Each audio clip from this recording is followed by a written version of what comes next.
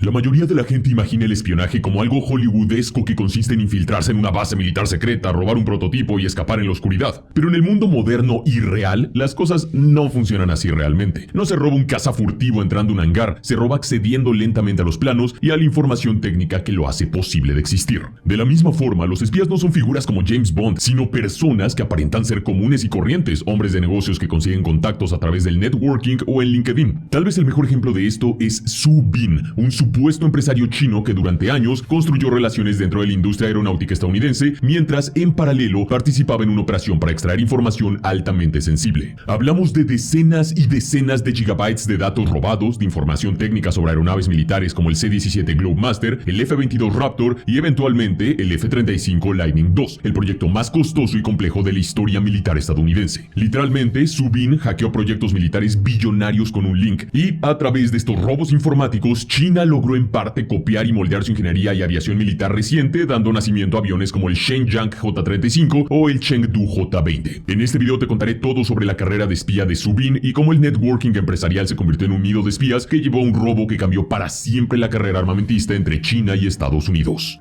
Este es Su Bin, y seamos honestos, su cara no te dice espía internacional, o hacker brillante, o este sujeto es el James Bond asiático, principalmente porque no era ninguna de esas cosas. Su Bin era ante todo un empresario de unos 40 años que vivía en Canadá. También respondía al alias Stephen Su, tenía una compañía vinculada al sector aeronáutico y pasaba buena parte de su tiempo viajando entre China, Canadá y Estados Unidos, asistiendo a ferias, conferencias y eventos de la industria de defensa. En ese entorno, su actividad principal no era vender productos ni cerrar contratos millonarios, sino algo mucho más valioso: construir relaciones. Conocer ingenieros, empleados de contratistas militares, gente que trabajaba dentro de empresas occidentales clave del sector de la defensa y crear lazos. No volverse mejores amigos, evidentemente, pero sí agregarse a redes profesionales que dará a un mensaje de distancia. Ese era su verdadero acceso. A simple vista no había nada particularmente sospechoso en su comportamiento. Era sociable, carismático, alguien capaz de generar confianza con relativa facilidad. No era un hacker. De hecho, sus conocimientos informáticos eran más bien primitivos y básicos. Pero su espionaje no se daba a través de una computadora, sino a través de conocer gente. No necesariamente gente importante o con muchísimo poder en la defensa, sino gente con acceso a información importante, aunque fuese solo una pequeña parte de una imagen mucho más grande. Esta gente era más probable que bajara la guardia y se convirtiera en la puerta de entrada. Su rol era justamente ese: identificar objetivos, acercarse, generar vínculo y, cuando el momento era el adecuado, abrir esa puerta. Porque detrás de esa puerta no había solo un empresario con buenos contactos, había una estructura esperando para aprovechar cada uno de esos accesos. Su Bin no trabajaba solo, por supuesto. Él era el responsable del acceso humano. Detrás suyo estaban los responsables del acceso técnico. Dos hackers ubicados en China, cuyos nombres reales nunca se hicieron públicos, pero que en los documentos judiciales aparecen como co-conspiradores no acusados. Si bien no se sabe mucho de ellos, todo indica que tenían experiencia previa en operaciones similares y que contaban con una infraestructura propia, servidores en distintos países, sistemas diseñados para ocultar su rastro y la capacidad de mantenerse dentro de redes corporativas durante largos periodos sin ser detectados. Eran verdaderamente hackers profesionales. El modus operandi del equipo de los hackers chinos y Su Bin era sencillo y directo. Su Bin identificaba a las personas correctas, establecía contacto, generaba confianza y en muchos casos recopilaba suficiente información como para entender cómo se movían, qué sistemas operativos utilizaban o qué tipo de comunicación resultaba creíble para ellos. Con eso, los hackers chinos podrían construir ataques altamente personalizados. Ahí entra algo llamado spear phishing,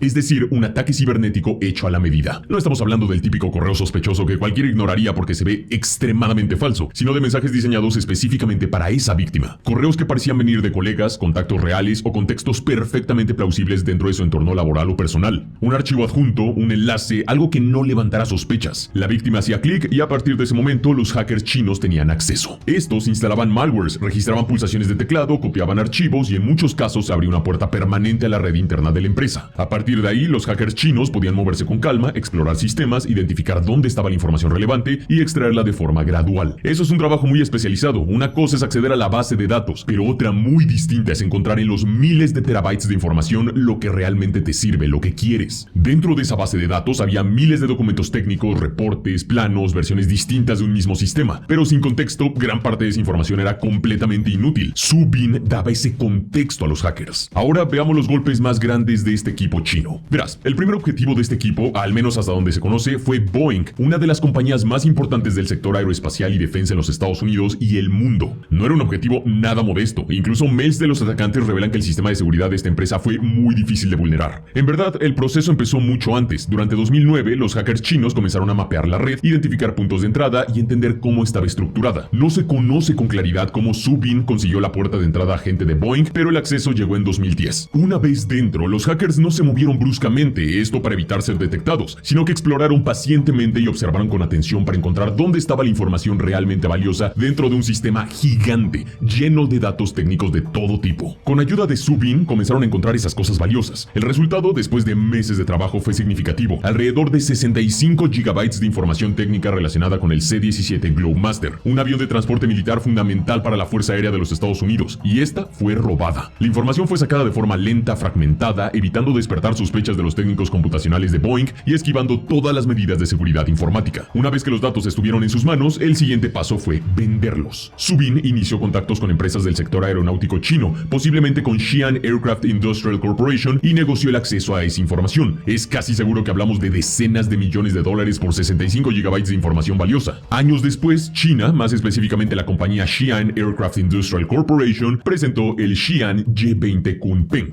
su propio avión de transporte pesado supuestamente nacional. Si bien no es una copia directa y exacta del C-17 Globemaster, múltiples analistas han señalado similitudes en diseño y concepto que difícilmente sean pura coincidencia. Y fíjate la escala que estamos hablando, no es solo espionaje menor o algunos datos aislados, sino que la información robada por Su Bin y su equipo terminó influyendo en mayor o menor medida durante la creación de un avión militar chino. El tipo de cosas que mueve el tablero geopolítico internacional. Aún así, recién era el comienzo. A medida que Su Bin ampliaba su red de contactos dentro de la industria de defensa, empezaban a aparecer oportunidades más simples. Ingenieros, empleados y técnicos que, sin necesariamente ser conscientes del impacto, compartían información aparentemente menor. Un plano específico de una pieza, una presentación interna, el diseño de un componente que aislado no parecía crítico, pero ese era justamente el punto. En sistemas tan complejos como los aeronáuticos, el valor no está en una sola pieza, sino en cómo encajas todas juntas. De hecho, este tipo de tecnologías no suelen tener un solo plano maestro con toda la información, justamente por cuestiones de seguridad. En general, la información está dispersa y fragmentada a propósito para evitar que un solo hackeo sea suficiente para que el diseño de una aeronave de última generación caiga en manos equivocadas. Es como una especie de rompecabezas. Si se logra acceder a suficientes piezas, eventualmente se puede reconstruir una imagen bastante completa y te ahorran cientos de millones y millones de dólares en desarrollo propio. Los empresarios aeronáuticos de defensa chinos saben que pagar un par de decenas de millones es mejor que pagar 1,000 millones a múltiples ingenieros que tardarían años en llegar a esas piezas o desarrollos. Su Bin entendía perfectamente este negocio sucio, sabía qué pedir, cómo pedirlo y sobre todo a quién. Muchas veces planteaba estas solicitudes como algo inofensivo, incluso comercial, tecnología que podía tener aplicaciones civiles, oportunidades de negocio, intercambios aparentemente legítimos. En ese contexto, algunas personas accedían sin dimensionar realmente qué estaban entregando. Cuando ese método ya no era suficiente, volvía a entrar en juego el componente técnico. Los hackers chinos utilizaban la información que Su Bin había recopilado para lanzar ataques aún más precisos, más creíbles y más difíciles de detectar. Cada interacción previa, cada correo, cada relación construida aumentaba las probabilidades de éxito. Poco a poco comenzaron a apuntar contra programas aún más sensibles y clasificados. En el año 2010, la operación ya había logrado acceder a información relacionada con el F-22 Raptor, el primer caza furtivo operativo de los Estados Unidos. No fue una filtración masiva, sino, como te dije, algo mucho más limitado. Esquemas de ciertos componentes y presentaciones técnicas que explicaban aspectos del diseño. Solamente 220 megabytes, según el testimonio de Su Bin. Y puede parecer poco, pero en este contexto, incluso fragmentos así tienen un valor enorme para las empresas aeronáuticas chinas. Posteriormente, se conoció la filtración a un programa altamente clasificado, conocido como Proyecto A. No se conoce su nombre real ni su alcance exacto, pero el hecho de que se mantuviera bajo ese nivel de anonimato ya indica su importancia. En sus comunicaciones, Su Bin mencionaba que ese material podía permitir replicar capacidades avanzadas que solo Estados Unidos poseía. Sin embargo, su golpe más famoso es el que llevaron contra el proyecto del caza furtivo de quinta generación F-35 Lightning II.